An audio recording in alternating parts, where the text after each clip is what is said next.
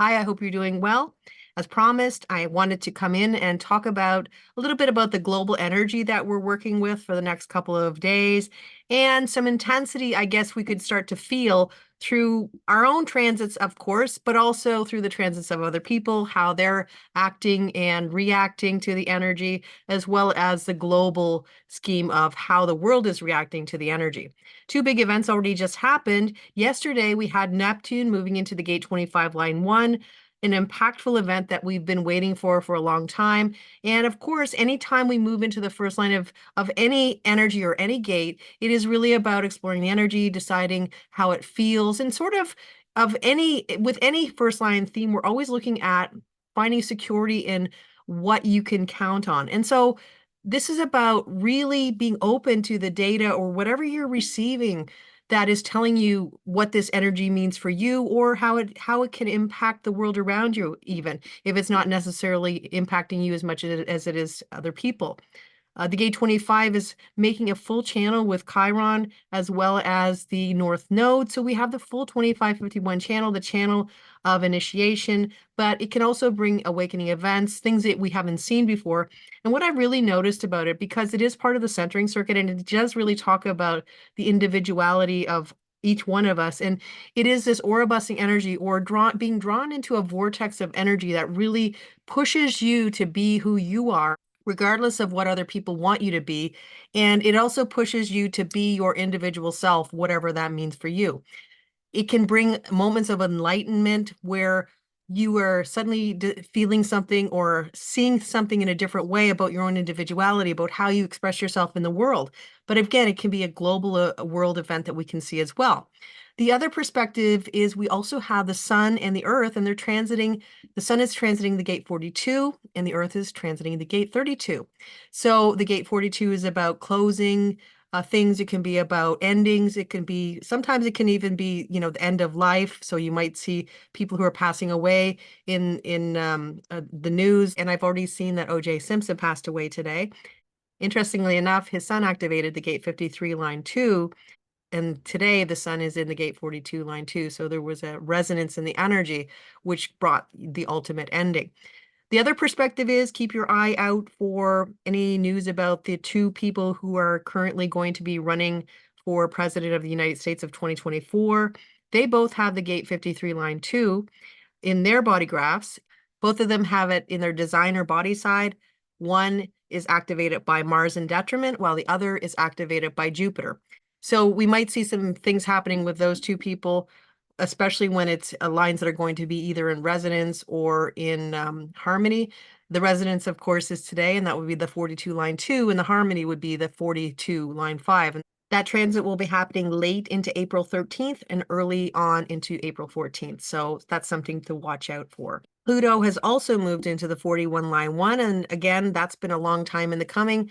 248 years. So it's been a while since we've seen this type of energy, and now it is activated again.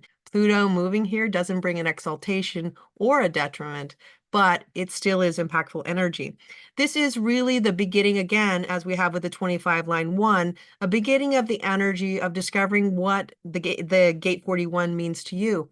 This is about the beginning of everything, the initiating codon. It's only going to be here for a very short period of time.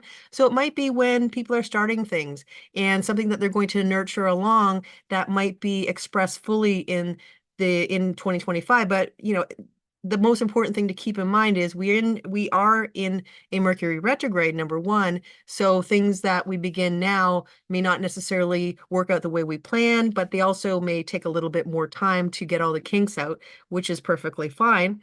It will continue. Pluto will continue to be in the gate 41 line 1 into May. So we will be out of Mercury retrograde.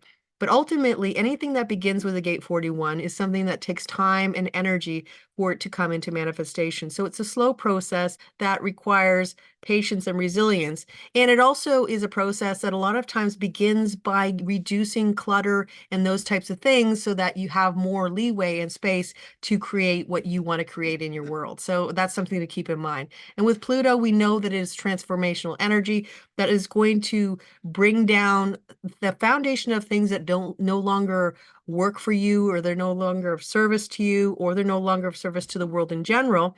and moving on to something that is going to be, built on the after the decreases happen. So in other words, we're getting rid of a lot of excess baggage, we could say, and having space to have new things come into our trajectory and into our lives.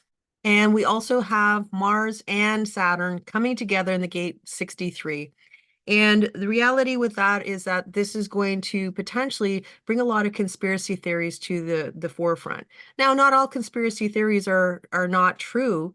That is the whole beginning of sometimes something that is true that begins as a conspiracy, but also eventually becomes proven to be true. But there are a lot of conspiracy theories that are completely untrue. And that is what we are being urged to look at. What is pure fallacy and what is the truth? And sometimes this is about wanting an answer, feeling anxiety, not sure why you're feeling anxiety. There was a lot of anxiety, especially April 10th, which was yesterday. Today I'm recording on April 11th, and that was like a lot of first line energy. So I'm sure there was a lot of fear in the collective energy, the global aura. Even so, even today, we still have a lot of first line energy, which can bring this anxiety or fear. The truth of the fear that comes with the first line is that it is something that gives you access to learning something more. The whole point of that type of fear is it is a source of intelligence. Our intelligence is to discover those things that we fear. So if something is banging on the side of your house and it scares you, and you wonder, there could be a million things of what you think it is. But when you look outside and you realize that maybe there's a shutter that's come away from your house and it's just banging against the house, then you realize that the fear that you had of somebody trying to break into your house or something even more nefarious is not really the thing that you thought it was. So right now, if you feel that you are being pulled into some level of fear or anxiety or this even paranoia, especially with the gate 63 activated by both Saturn and Mars, this is a time to really explore those fears. Lastly, we're working up to Jupiter and Uranus going to be connecting in the gate 23 line 4.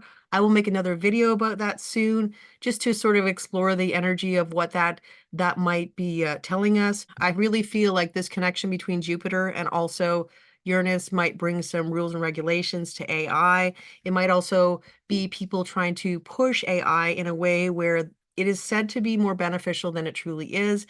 Ultimately, there could be some pushback or some even suspicion about what AI is really doing. Is it going to be beneficial? And do we need to have some safeguards going forward? With that said, I really do hope you have a good remainder of the week. And the one thing I will remind everybody of is you know the truth, so believe in you before you believe in anybody else.